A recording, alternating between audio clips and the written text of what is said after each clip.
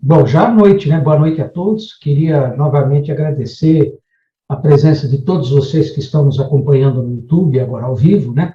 E hoje a gente tem a satisfação de ter a professora Maiana Zatz, atualmente professora titular do Instituto de Biociência da USP, e vai falar um tema extremamente importante, que é a questão da genética ética e mostrar para nós como isso nos afeta. A professora Maiana é talvez a pessoa mais conhecida no Brasil. Quando a gente fala de genética, com certeza já o nome dela está associado à questão da genética pelo trabalho realmente de primeiro mundo que ela desenvolve aqui no Brasil. E ela vai falar um pouco dessas atividades, em particular do Centro de Genoma Humano que tem na USP, que ela é a atual coordenadora, e também tem um papel fundamental, por exemplo, na FAPESP, enfim, na questão da política de ciência e tecnologia do país, é uma das pessoas mais influentes que a gente tem. Então, eu queria agradecer à professora Maiana, mais uma vez, por ter aceito o nosso convite, e passar diretamente a palavra para ela dar início à apresentação dela. Como sempre, a professora Maiana deve apresentar aí durante uns 30 minutos, ela vai usar slides, e depois, a meia hora final, as pessoas que estão nos acompanhando, que fizer um comentário, fazer uma pergunta, nessa meia hora final, a gente vai trazer isso aqui para debate juntamente com ela. Então, por favor, professora Maiana, pode dar início.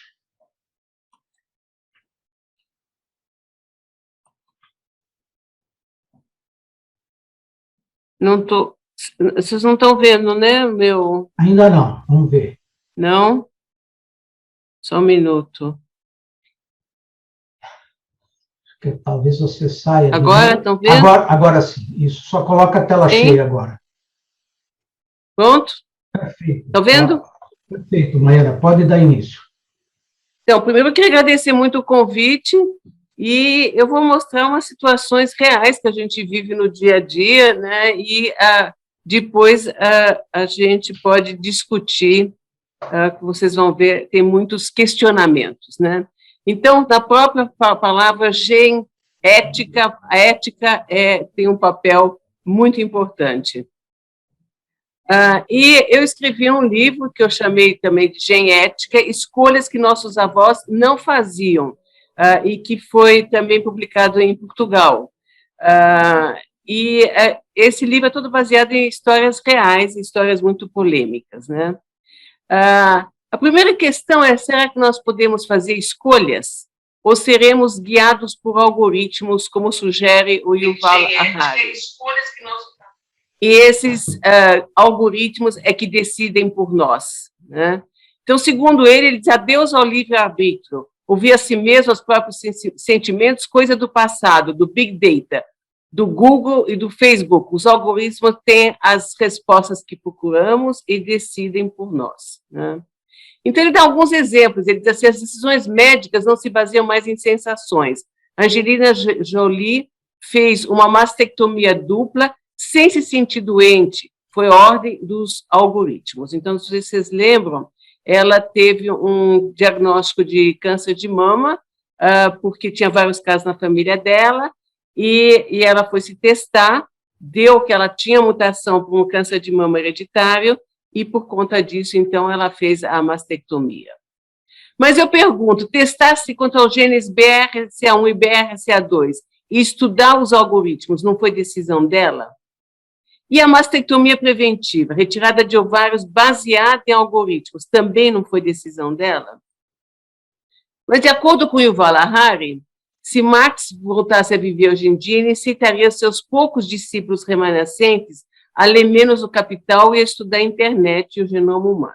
Então, para mim, essa foi a melhor parte do livro dele.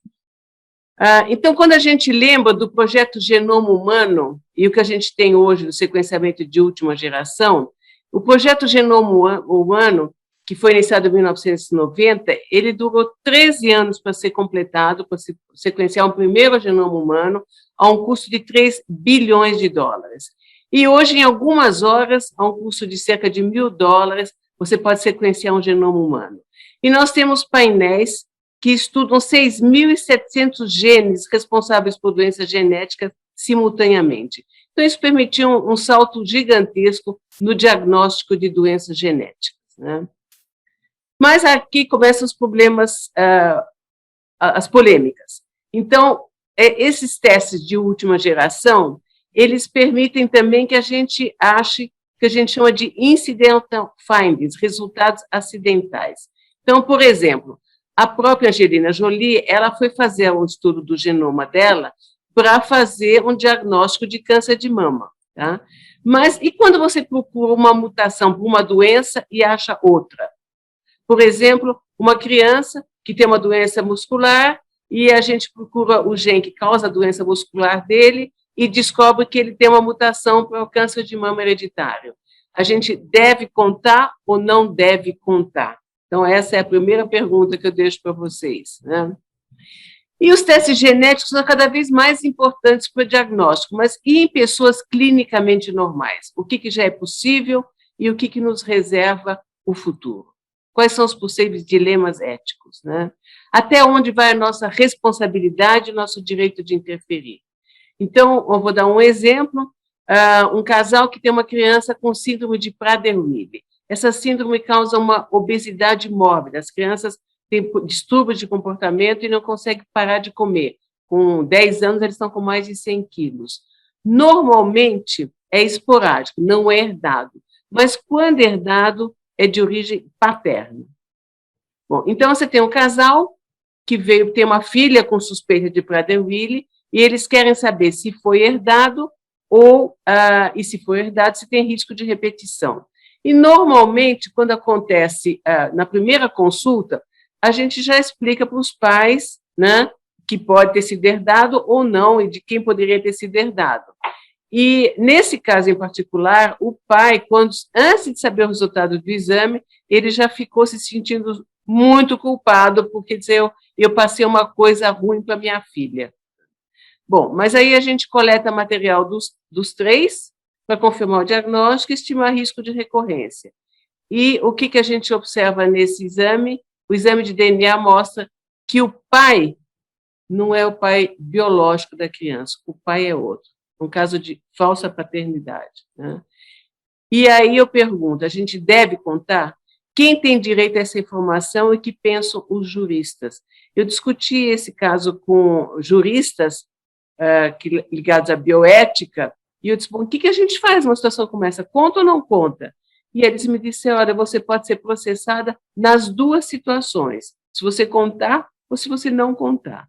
Então, só para vocês verem que algumas situações são bem complicadas, né? Bom, e esses casos não são raros, a incidência de falsa paternidade pode chegar a 10%. Né? Testes preditivos, né? Também a gente tem cada vez um maior número de testes preditivos. Para doenças de início tardio, sem tratamento, então a gente tem várias doenças onde a pessoa é absolutamente saudável até uma certa idade, mas ela já tem uma mutação que causa uma doença de início tardio, e se a gente souber que ela tem essa mutação, ela não só vai manifestar a doença, como ela vai ter risco de transmitir para os descendentes, né? E aí, cada caso a gente discute para saber qual é a melhor conduta, ou a menos ruim, vamos dizer, né? Para a doença ainda sem tratamento, qual a vantagem em ser testado, né? Então, hoje existe um consenso internacional de não se testar criança assintomática para doença de início tardio, ainda sem tratamento. Por que isso? Porque se eu testo uma criança, eu tiro dela o direito de decidir, quando ela ficar adulta, se ela quer ou não ser testada. E a gente tem visto os jovens em risco, da idade, vamos dizer, de 20 e poucos anos, eles geralmente preferem não ser testados, eles preferem viver com a dúvida do que ter a certeza que eles têm uma mutação que gera uma doença sem tratamento. Mas a gente tem casos de doenças onde você não tem certeza que a pessoa que tem a mutação vai ter a doença, mas tem um risco aumentado de vir a ter um início tardio em doenças sem tratamento. E aí a pergunta é, queremos saber? E um exemplo bom é a doença de Alzheimer, porque todos nós estamos em risco para a doença de Alzheimer. E eu faço sempre essa pergunta aos meus alunos quando eu dou aula de ética, né? E teve uma classe onde eu perguntei, vocês querem saber se vocês têm doença de Alzheimer, vocês têm risco aumentado? E a metade da classe levantou a mão e disse que queria saber. Eu fiquei surpresa. Eu falei, que ótimo, nós estamos testando no nosso laboratório e vocês estão todos convidados a virem ser testados. E adivinha o que aconteceu? Não apareceu nenhum veio para ser testado. Então, é bom ver que, na teoria, é uma coisa, na prática, pode ser outra, né? Mas a questão ética, será que as companhias de seguro-saúde, ou nossos empregadores, eles poderão exigir testes preditivos para doença de início tardio sem tratamento ou de tratamento muito oneroso? Será que a gente pode impedir? Na realidade, a informação contida no nosso DNA é muito mais acessível do que se pensa. Quando você está tomando alguma coisa, você deixa DNA na xícara, só para vocês terem uma ideia, né? E aí eu pergunto, é ético usar material descartado ou de bancos de DNA para obter informações, para estudar o nosso genoma, sem o nosso conhecimento? E em que situações, né? Outra questão ética são os testes genéticos populacionais, que estão cada vez mais em moda. Então, as companhias oferecem testes para várias características, né? Então, alguns exemplos, ver se você tem variante genética com tendência para engordar com alimentos gordurosos, sensibilidade para sentir gosto amargo, síndrome das pernas inquietas, aquela pessoa que senta e não consegue parar com a perna, tipo de cera do ouvido, se é úmida ou seca. E o mais ridículo é sentir mau cheiro na urina depois de comer aspargos. Parece que também é genético, né? Aí eu pergunto, eu preciso de testes para saber isso, né? Outra coisa que está muito na moda é dieta alimentar de acordo com o seu genoma, né? Então, eu li um artigo que saiu na Veja, um tempo atrás, mostrando vários exemplos de pessoas que tinham se submetido a esses testes, pagam muito caro, é claro, e que dizem que a dieta com o DNA, você pode, então, saber qual a dieta ideal de acordo com o seu perfil genômico. E aí eu olhei de 3 pessoas, né, ver o que estava sendo recomendado. Então, primeiro, César Menotti, 33 anos, 130 quilos. Qual que era a dieta recomendada? 2.200 calorias por dia, 40% de carboidratos, 25% de proteínas, 35% de gorduras. Helene Roche, 1,76 m, 65 quilos. Qual é a dieta? 40% de carboidratos, 25% de proteínas, 35% de gorduras. A Mariana, dieta sugerida, 40% de carboidratos, 25% de proteínas, 35% de gorduras. Ou seja, as dietas são exatamente iguais para todo mundo e as pessoas estão pagando e muito por isso, né? Mas o grande problema ético é que em abril de 2017, o FDA deu permissão para a 23andMe, que é a maior laboratório ligado à Google, de oferecer testes para condições já que não são essas condições ridículas, mas para doenças como doença de Alzheimer, Parkinson, câncer de mama, que é o câncer de mama hereditário, com o BRCA1 e BRCA2, são 2 genes ligados ao câncer de mama hereditário, entre outras, né? E a primeira questão é quem garante o sigilo dessas informações, porque é óbvio que as companhias de seguro-saúde vão adorar saber se você tem um risco aumentado por essas doenças, né? E aí aumentaria o teu prêmio do seguro, né?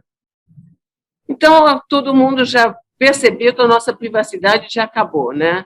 No Cambridge Analytica, aquele escândalo, houve vazamento de dados de milhares de usuários, né?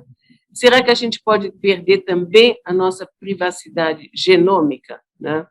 E aí, eu me lembrei de quando a Dilma ainda era presidente, e teve também todo um escândalo que o Obama estava espionando a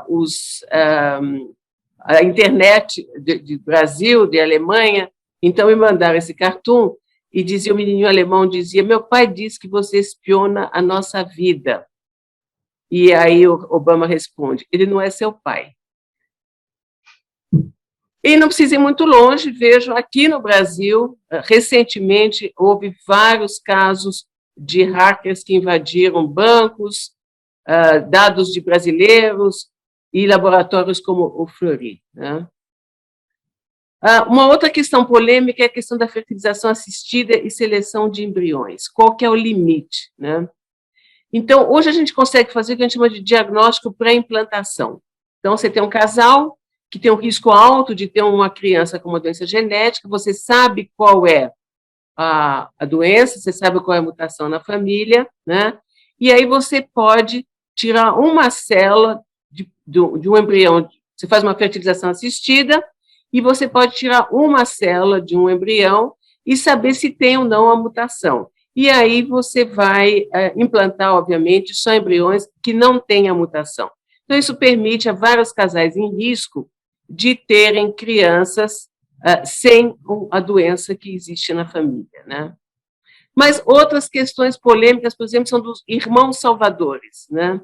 Então, o que já acontece são casais que têm uma criança com uma leucemia ou com uma anemia falciforme e que não tem um doador compatível, então eles fazem o diagnóstico pré-implantação para selecionar um irmão compatível para ser doador de célula-tronco ou de sangue, de cordão ou de medula óssea, né? E para curar doenças, como eu falei, leucemia, anemias, talassemias, né? Mas a questão ética é como é que se sente a pessoa que foi gerada para salvar um irmão, né? E me fizeram essa pergunta.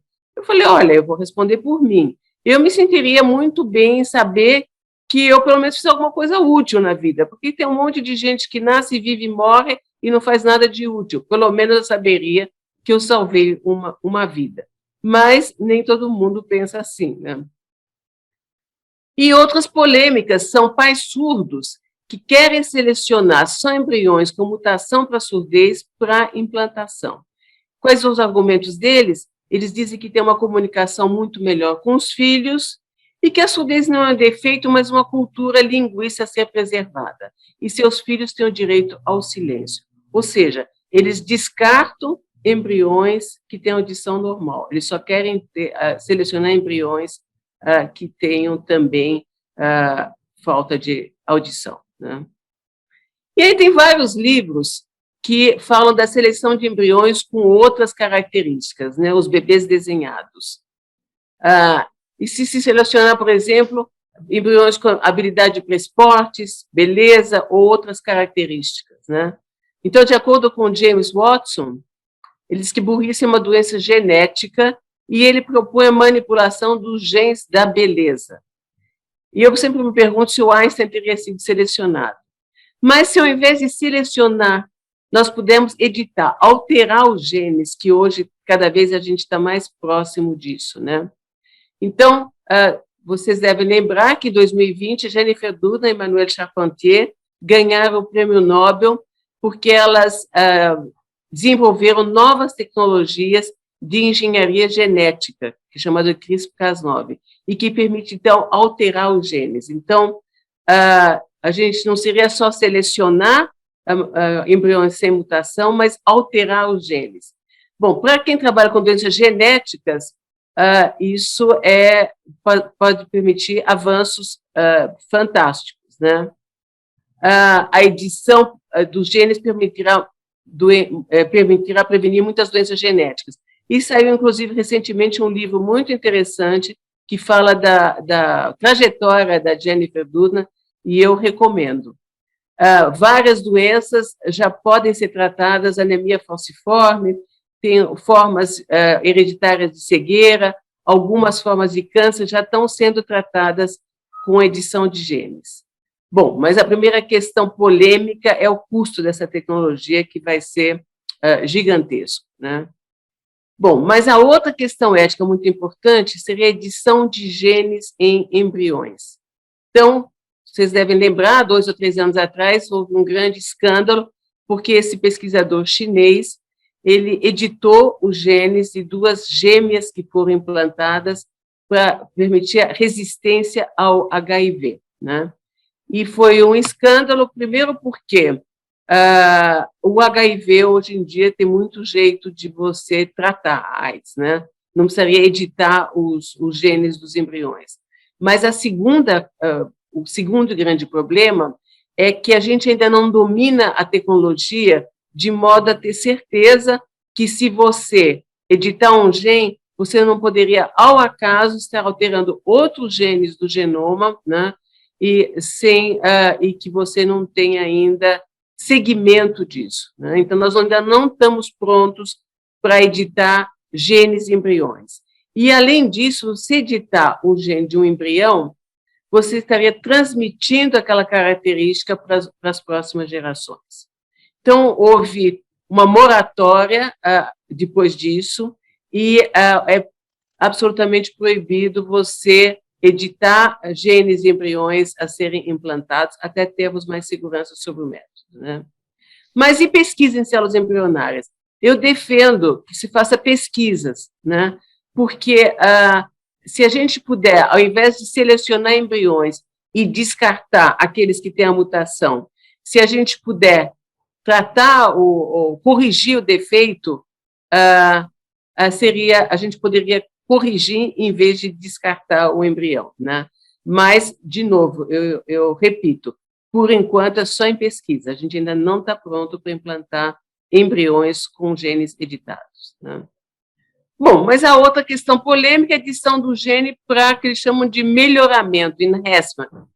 Será para aumentar a musculatura, desempenho esportivo, aspectos físicos, inteligência, longevidade, o que já é possível, né? Beleza, rosto perfeito, né? Então, tem um trabalho muito interessante de uma artista que trabalhou nos Estados Unidos e que mostra que, a partir do DNA descartado na rua, em ponta de cigarro, chiclete e cabelo, né, ela consegue, então, ela pega esses descartes, ela extrai o DNA e ela consegue comparar com base de dados do genoma humano várias características. Então, ela diz que não é possível determinar a idade, mas ela consegue determinar, nesse DNA, 50 características como ancestralidade, sexo, cor de olhos, morfologia facial, tendência para obesidade, distância entre os olhos, né? E aqui estão alguns exemplos, então, de rostos que ela constrói a partir do DNA descartado e programas de computador, né? Mas ela diz, eu não sei se esses retratos realmente são fidedignos, porque eu não conheço essas pessoas. Então, ela tentou fazer o próprio autorretrato a partir do próprio DNA. Então, esse é o autorretrato dela, né, que ela fez a partir do DNA, e aqui a foto dela, e aí vocês podem comparar e ver se vocês acham que é semelhante ou não, né? Então, isso é para mostrar que logo vai ser possível, então, manipular essas características físicas, né? Outra coisa muito interessante, isso aí acho que interessa a todo mundo, são os genes de longevidade, né?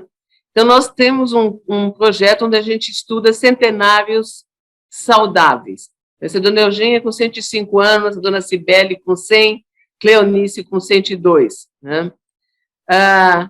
E tem pesquisas internacionais, então, que tentam procurar quais são os genes protetores dessas pessoas que passam dos 100 anos com qualidade de vida. Esse pesquisador, que chama Nir Barzilai, ele, então, estuda centenários, né? E o que ele mostrou? Que 60% dos homens centenários que ele estudou e 30% das mulheres fumaram durante um longo período de tempo. Quase 50% eram obesos durante sua vida e menos de 50% faziam exercícios. E não faziam nada de saudável. Então, ele imagina que essas pessoas têm genes protetores. E aí a grande questão, o que esses genes fazem, né?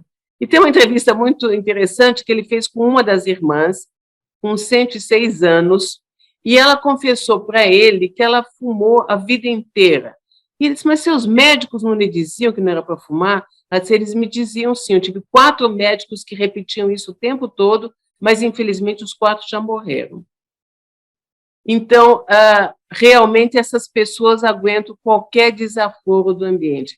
E recentemente nós conseguimos identificar e coletar material de 15 centenários que ou tiveram formas muito leves de Covid-19 ou ficaram expostos e não tiveram nada, ficaram assintomáticos, né? Inteligência é outra questão polêmica. Então, tem um documentário muito interessante dessa holandesa, e que fala dos sonhos chineses de sequenciamento, a busca dos genes da inteligência. E eu recomendo porque é muito interessante e polêmico, né? Ela mostra, então, na China, que eles estavam fazendo sequenciamento de 2.000 jovens com QI maior de 130, né? E hoje, um estudo genômico de 78.000 pessoas mostraram que tem 52 genes associados à inteligência, né? E aí, de novo, a questão ética, como é que essa informação será usada? Vai haver edição de genes?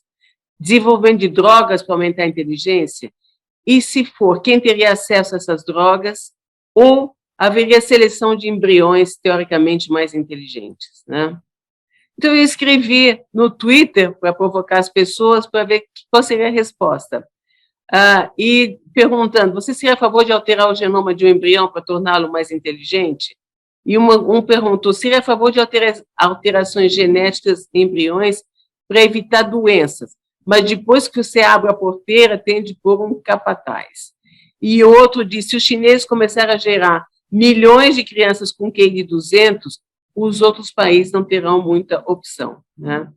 E aí tem uma experiência muito interessante que foi feita por esse americano chamado Robert Graham, né?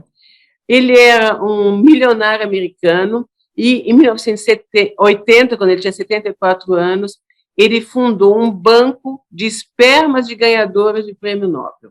Ele dizia, achava que o mundo estava muito cheio de idiotas e precisava de mais pessoas inteligentes.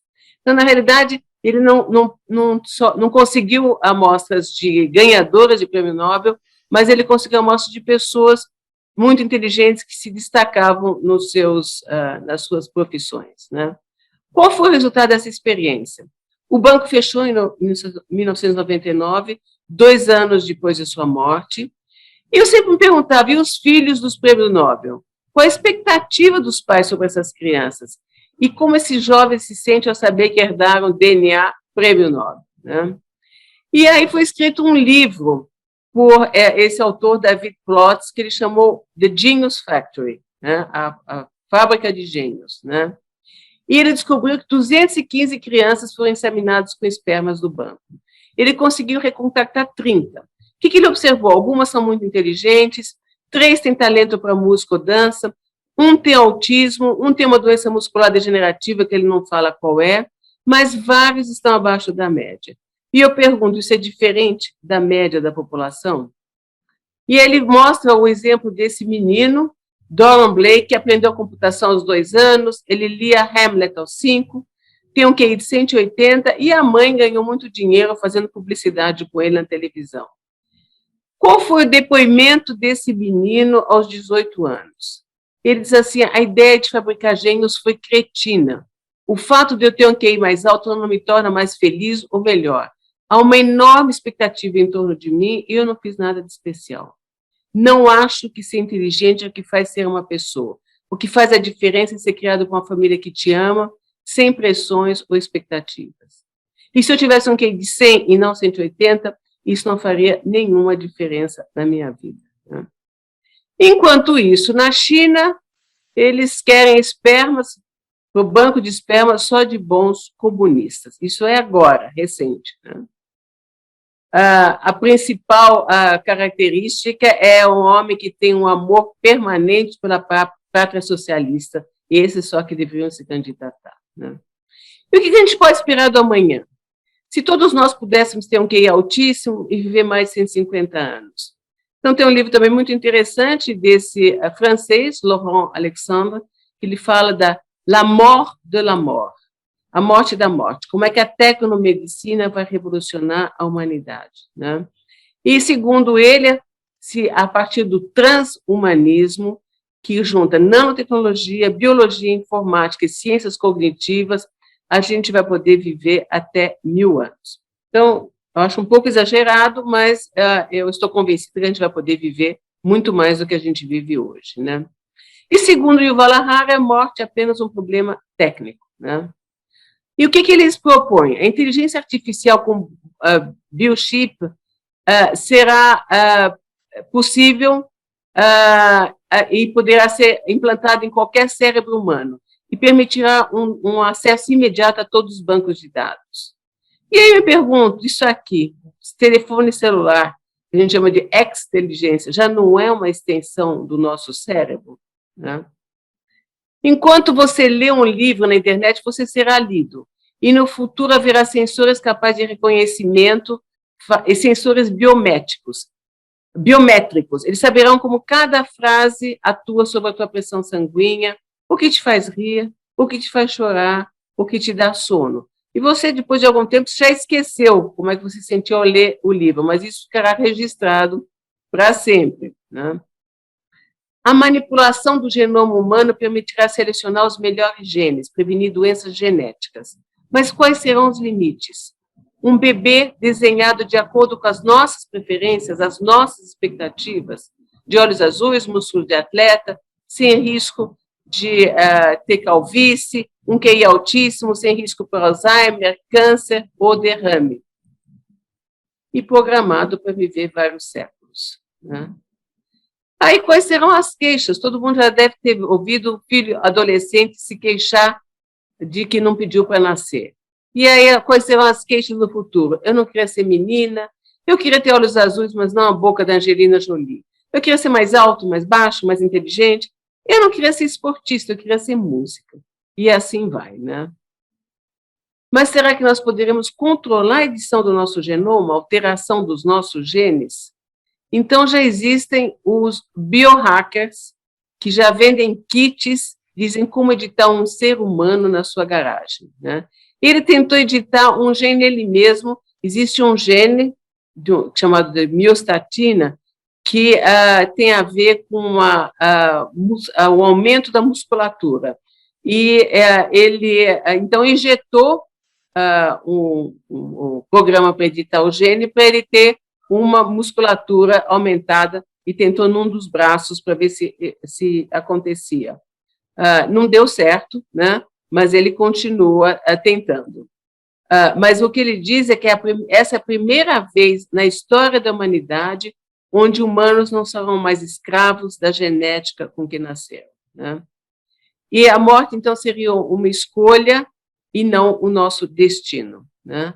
E a minha pergunta é: saberemos lidar com essa revolução? E aqui eu agradeço sempre minha equipe no Centro do Genoma e os apoios que a gente tem para fazer as pesquisas. E estou aberta, então, para perguntas, questionamentos. Muito obrigada. Bom.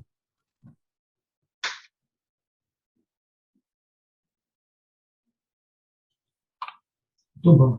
Perfeito. Eu acho que deu uma visão fantástica aí de tudo que é possível. Queria começar, Maiana, perguntando para você o seguinte, quer dizer, todo esse material que você apresentou, em particular com a questão aí da prevenção de doenças, existe no Brasil já, pelo SUS ou pelos hospitais privados ou particulares, né, alguma já iniciativa que o ser humano comum como nós possa ter acesso a alguma dessas questões? Então, já existe, quer dizer, o nosso centro, que foi pioneiro, está aberto para diagnóstico, né, de doenças genéticas. Mas o que eu estou propondo de políticas públicas é que existem pelo menos 2.000 doenças genéticas graves que têm uma herança que a gente chama de autossômicas recessivas. O que é uma herança autossômica recessiva?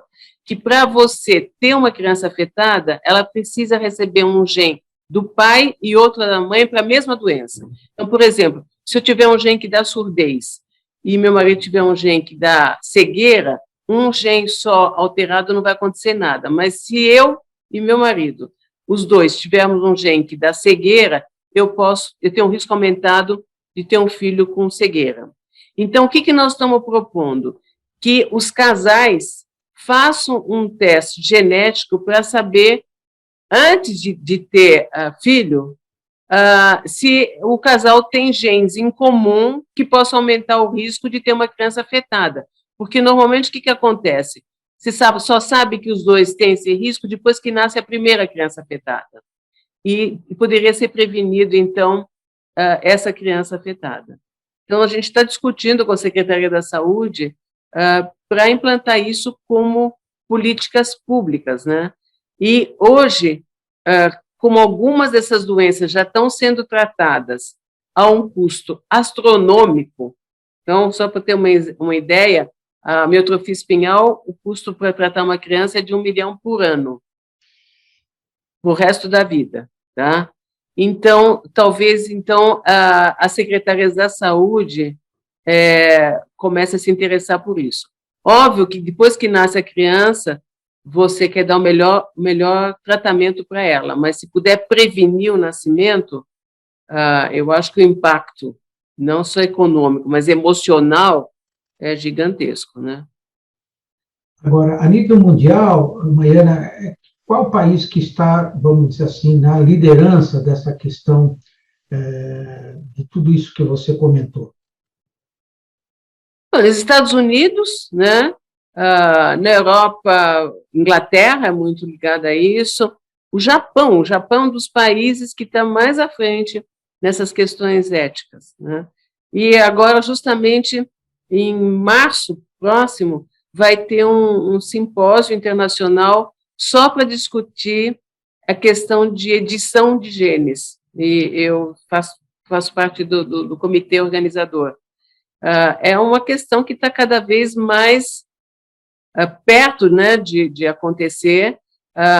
Nós que estamos nas universidades ou nos institutos de pesquisa, a gente não consegue fazer nenhum projeto que não tenha aprovação pelos comitês de ética, né? Mas clínicas particulares pode ser que vão fazer, né? E eu não sei como é que a gente pode controlar isso.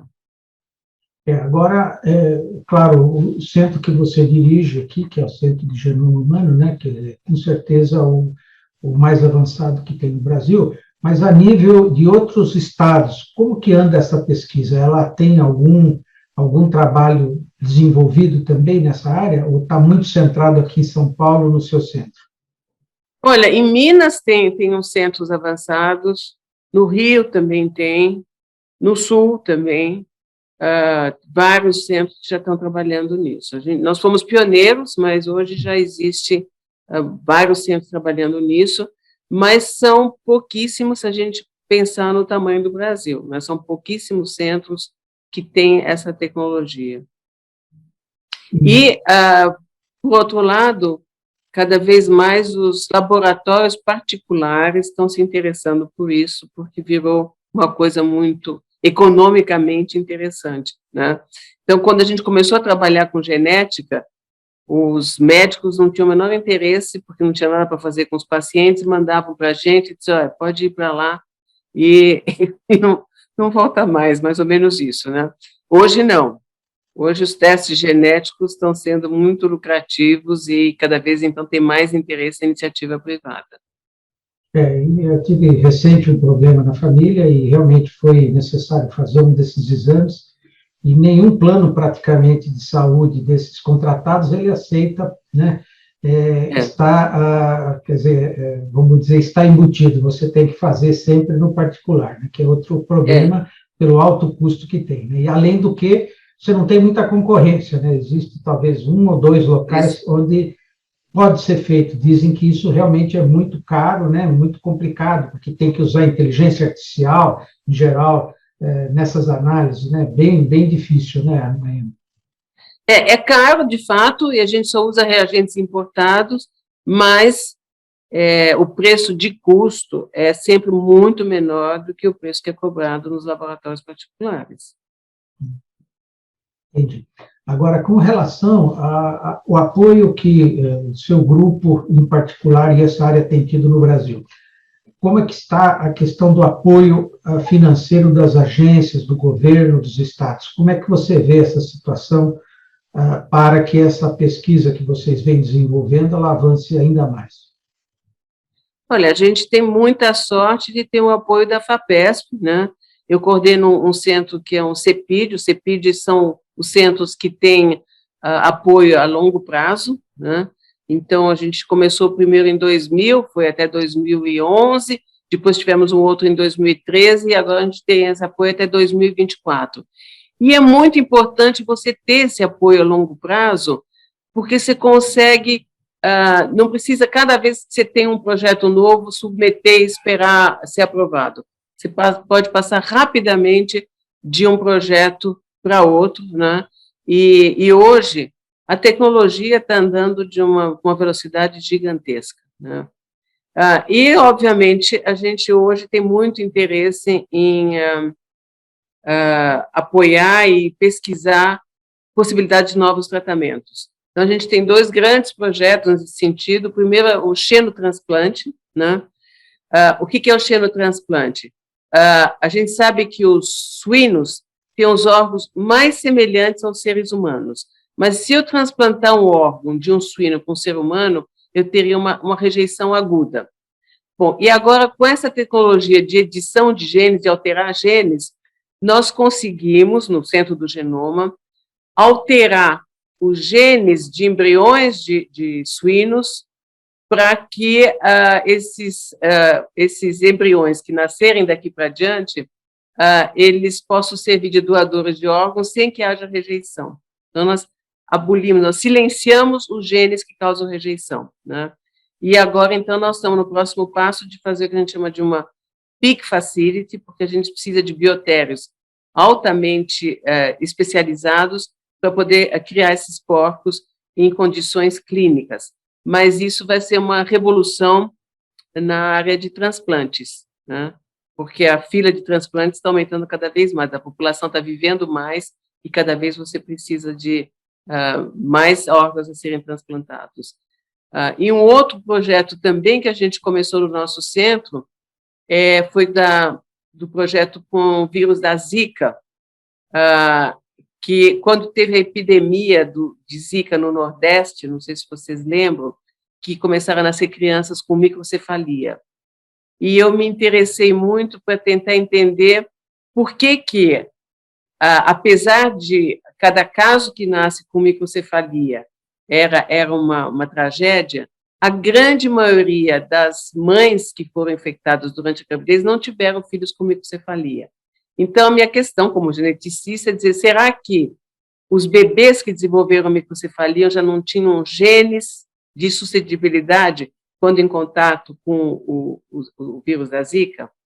Bom, então, essa pesquisa, que começou com uma pesquisa básica, nós vimos, então, que o vírus da Zika, ele destruía as células que a gente chama de neuroprogenitoras, que são as células que vão dar origem ao cérebro do bebê em formação. Então, quando eu conversava com as mães que tiveram filhos com microcefalia, ela dizia, eu não senti nada quando eu fui infectada. Então, ficou muito claro para mim que o vírus tinha um direcionamento para o cérebro do bebê em formação. E esse cérebro é rico em células que a gente chama de neuroprogenitoras. E aí nós conseguimos, então, trazer do Nordeste sangue de bebês que tinham nascido com microcefalia ou não, e nós conseguimos, então, nós temos a tecnologia no laboratório de, a partir do sangue, fazer qualquer tipo de linhagem celular. E nós conseguimos, então, no laboratório, derivar células neuroprogenitoras de bebês normais e bebês que tiveram microcefalia, e infectamos no laboratório com o vírus da Zika. E com isso nós conseguimos entender muito bem como é que o vírus agia nessas células. E qual foi o próximo passo? A gente sabe que tumores cerebrais são ricos em células neuroprogenitoras. E aí nós resolvemos testar o vírus da Zika em tumores. E aí nós vimos que o vírus destruía a linhagem de tumores cerebrais humanos, primeiro no laboratório, depois nós injetamos em camundongos esses tumores, infectamos os camundongos com o vírus da Zika, também houve assim uma destruição enorme dos tumores, e o último passo foi em cães, porque os cães podem naturalmente desenvolver tumores muito semelhantes aos seres humanos. e nós conseguimos, então, seguir 2 cães que tinham tumores em estágio muito avançado. Nós injetamos o vírus da Zika nesses cães, e, novamente, houve uma redução muito grande dos tumores, sem nenhum efeito colateral. Então, agora a gente está retomando essa pesquisa com um número grande de cães, mas a gente espera que isso possa se transformar em um tratamento para tumores cerebrais que são 100% letais, para os quais não há tratamento hoje, né? Então, eu estou contando isso para mostrar que como, a partir de uma pesquisa básica, né, uma pesquisa para procurar entender o mecanismo, a gente pode chegar a um tratamento, né? E, nesse sentido, então, o fato de a gente ter dinheiro da FAPESP, que nos permite fazer essas coisas rapidinho, né, tem sido fundamental. Outro comentário que eu queria fazer é o seguinte: você, no final, mostrou uma foto com a sua equipe toda. Eu queria saber como é que está a preparação da nova geração para que o teu trabalho que você encabeça tenha continuidade. Você está conseguindo formar uma geração que tem condição realmente de dar sequência no que você está fazendo? Sim, eu tenho muitos alunos, mas os mais jovens estão muito interessados em fazer iniciativas público-privadas, né? Porque eles sabem que dentro da universidade hoje está muito difícil continuar, os salários estão relativamente muito baixos, né? Mas a gente tem um incentivo de fazer startups, e eu tenho vários alunos que estão fazendo, então, isso, né? Eles trabalham parte do tempo na universidade e já estão pensando em startups para poder realmente desenvolver essas tecnologias, né, que a gente está desenvolvendo no Centro do Genoma, para poder ter aplicação prática. Mas eu tenho vários jovens que estão trabalhando no Centro do Genoma e que são muito promissores, muito inteligentes, e que eu acho que vão continuar o trabalho. Mas eles estão conseguindo ser retidos, ou seja, você está conseguindo incorporar eles dentro aí como docente? Conseguiu nesses anos ter, vamos dizer, ou não? Não. Não, nenhum, por enquanto, mas para dizer a verdade, eles nem querem ser docentes. Isso é triste, né? Porque é preciso também, né? O que eu estou tentando é segurar eles para não irem para fora do Brasil. É esse hoje o grande gargalo, né? É realmente muito triste isso, né? Porque a gente precisaria ter aí, como você falou, né, uma geração que pudesse estar se interessando, mas o que você falou, as condições de trabalho, as condições da burocracia, as condições salariais, né? Elas são muito ainda complicadas, e isso é outra coisa importante, porque a gente vai chegar um momento que os quadros nossos não vão estar conseguindo dar sequência, né? Quer dizer, claro que a gente está contribuindo porque essa pessoa vai para a sociedade, uma startup, alguma coisa que é importante também, mas eu acho que a gente precisaria assegurar, né, também dentro da universidade, que essa linha de pesquisa possa ter uma estabilidade maior, né? Mas é o que você falou, essa é uma... Outra questão é que você falou sobre essa questão daquela experiência muito interessante com suínos, né? Existe em algum país que essa técnica que vocês estão estudando já foi conseguida transferir para humanos para algum transplante? Não, ainda não foi para humanos. O FDA nos Estados Unidos já aprovou, mas ainda não foi viabilizado. Mas nos Estados Unidos eles têm centros que estão fazendo isso, e na China também. Então, eu acho que isso é muito promissor. E a ideia é começar com o rim. Por que o rim? Porque você tem inúmeras pessoas que estão fazendo hemodiálise e que não têm doador compatível. E aí, o rim, você pode colocar sobre a pele, sem tirar o rim da pessoa. E aí, ver se funciona. Se por acaso não der certo, ele volta para a hemodiálise, né? Então, não haveria risco de você começar com o rim, porque se for, por exemplo, coração, já é uma coisa definitiva, né? Mas já foi feito experiências transferindo coração de suínos para macacos, e eles sobreviveram 300 e tantos dias com o coração do suíno. Então, é realmente muito promissor. Agora, a gente teve essa crise fantástica, né, terrível da Covid.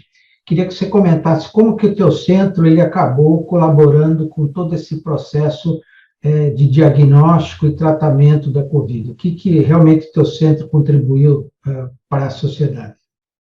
Então, inclusive, hoje foi publicado um dos nossos trabalhos, que a gente chama de casais discordantes. Então, nós temos dois trabalhos que já estão publicados. Um é que eu tinha muito interesse em tentar entender, em casais, por que um tinha Covid e o outro não, né? Os casais vivendo junto, compartilhando a mesma cama durante todo o processo infeccioso, e um teve e o outro não. E aí, então, nós conseguimos. Quando a gente começou a se interessar pelo assunto, nós recebemos mais de 2.000 e-mails de pessoas dizendo: isso aconteceu com a gente. Meu marido teve, eu não tive, ou minha mulher teve, eu não tive. E aí nós selecionamos 86 casais para fazer o estudo genômico dessas pessoas e achamos diferenças genéticas, ou seja, geneticamente você explica por que algumas pessoas são mais suscetíveis e outras são resistentes, né? E aí, outro dado muito interessante, que foi desenvolvido pela minha colega, Maria Rita Passos Bueno, foi fazer o teste, ela desenvolveu um teste na saliva. Eu não sei se você já fez o teste do nasofaríngeo. É horrível, né? Eu brinco sempre que perfura o cérebro. Então, ela desenvolveu na saliva. E foi muito interessante porque, quando se comparou homens e mulheres, ela viu que, quando compara a carga viral do swab nasofaríngeo, não tem diferença entre homem e mulher. Mas, quando você compara na saliva, os homens têm uma carga viral 10 vezes maior do que a mulher. E aí nós vamos olhar de novo os nossos dados epidemiológicos e vimos que os homens transmitem muito mais que as mulheres. E essa poderia ser uma explicação, porque a gente sabe que o vírus é transmitido pela saliva, né? Então, quando você vê esses dados que eles falam do transmission rate, né, eles misturam homem e mulher, mas, na realidade, os homens transmitem mais que as mulheres. E é muito importante falar isso para eles, porque os homens são mais resistentes a usar máscara, os homens são mais resistentes a fazer distanciamento social, e eu li em trabalhos internacionais que também os homens se vacinam menos. Então, acho que é importante saber que eles transmitem mais do que as mulheres. Agora, queria que você comentasse exatamente um pouco qual que é a importância da vacinação atual para não só a Covid, mas de um modo geral. Quer dizer, por que a vacinar é importante, Mariana? É fundamental a vacina. Eu acho que a gente está conseguindo segurar essa pandemia exatamente por causa da vacinação, né? Ainda precisaria aumentar, né, o número de pessoas vacinadas. Uma coisa muito interessante é que, ao contrário dos Estados Unidos, onde tem estados onde só 30% das pessoas querem ser vacinadas, no Brasil, não. O número de pessoas que não querem ser vacinadas é muito pequeno. A grande maioria quer ser vacinado. E é o que está nos salvando, né? E vocês devem lembrar que, quando iniciou-se a pandemia, no começo do ano passado, ninguém podia imaginar que a gente ia conseguir tantas vacinas em tão pouco tempo, né? Eles falavam, vai ser 4 ou 5 anos para conseguir as vacinas, e depois para vacinar esse número gigantesco de pessoas. Bom, felizmente, as previsões estavam pessimistas e erradas, né? Porque se conseguiu vacinar um número enorme de pessoas, e é realmente o que está segurando, né? Estava conversando hoje com um colega da FAPESP que está na Holanda agora, e ele me disse, olha, ninguém mais usa máscara na Holanda, eles conseguiram segurar já só vacinando a grande maioria da população. Então, eu acho que a gente vai chegar lá, espero que logo. Assim, queria também aqui aproveitar, um pouco fugindo até do tema da genética, mas assim, como é que você vê a situação da ciência e tecnologia no Brasil? Então, como é que você vê a perspectiva? Você está otimista, está pessimista? O que você está vendo? Não, eu acho que a gente nunca teve tão ruim em termos de recursos federais, nunca tivemos tão mal. Em São Paulo, a gente ainda consegue tocar a pesquisa por causa da FAPESP, mas os outros estados estão... É lamentável, né? E agora essa coisa da CAPES também, né? Eu achei uma aberração não quererem mais classificar, julgar os cursos, né, de acordo com a meritocracia, né? Então, realmente está muito triste a situação, e por isso que tem tantos jovens indo embora, né? E isso é uma tristeza, porque eles não voltam mais. Esses que vão embora não voltam mais.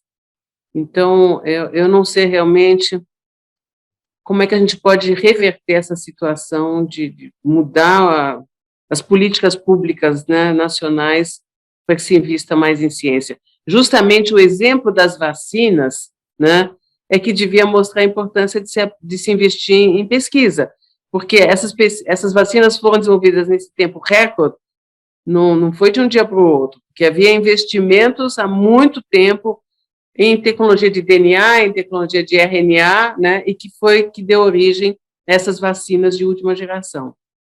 Então, no resto do mundo, acho que pela primeira vez se valorizou a ciência como nunca, né? E aqui no Brasil a gente está indo exatamente na contramão, né, dessa valorização. Queria, assim, para a gente terminar, que você falasse um pouco, que eu sei do trabalho que você tem desenvolvido na área da divulgação científica, né, dentro do teu projeto, mas de um modo geral. Comenta um pouco aí o que você tem feito realmente, concretamente, para melhorar, vamos dizer, a qualidade do conhecimento da sociedade na área da divulgação. Então, a gente tem um programa no nosso centro de divulgação científica, né? Antes da pandemia, existia a nossa colega, que é a Eliana Dessen, que coordena esse trabalho, que é uma pessoa fantástica. Ela tinha um programa de ir nas escolas, levar laboratórios para as escolas públicas, infelizmente, não têm laboratórios, treinamento de professores, né? E isso parou durante a pandemia, a gente espera realmente recomeçar, mas hoje a gente tem programas na internet, tem blogs, enfim, usando a tecnologia da bioinformática, a gente está tentando divulgar a ciência, né? Mas ainda a nossa interação presencial, eu acho que é muito importante, né, para tentar sensibilizar jovens e mostrar a importância da ciência, né, despertar curiosidade. Eu sempre digo que a gente deve contaminar os jovens com o vírus da curiosidade, né, e que eles nunca mais se descontaminem, né. Agora, a outra questão que eu queria te falar, que é uma coisa polêmica, que é a tal da telemedicina, que com a questão atual, né, da pandemia, isso me parece que acabou, vamos dizer, tendo um desenvolvimento super rápido, né? Eu tenho ouvido muitas pessoas comentar que acham que a consulta de um médico para um paciente, ela tem que ser presencial. Como é que você vê isso aí? Você acha, qual que é o papel da telemedicina que você vê daqui para frente? Eu acho que depende da situação. Eu acho que você tem que examinar um paciente, óbvio que tem que ser presencial, mas a gente tem feito aconselhamento genético muito, e isso antes da pandemia já, pela internet. Porque a gente tem pacientes que vêm, sei lá, de Recife, vêm do Nordeste, né, faz todo o exame, né, e voltaria só para pegar o resultado, né? E que não é fácil para uma pessoa viajar, às vezes a pessoa não tem nem recursos. Então, a gente tem feito pela internet, cada vez mais. Mas depende da situação. Eu acho que quando tem que fazer um exame físico, aí eu acho meio complicado não ser presencial.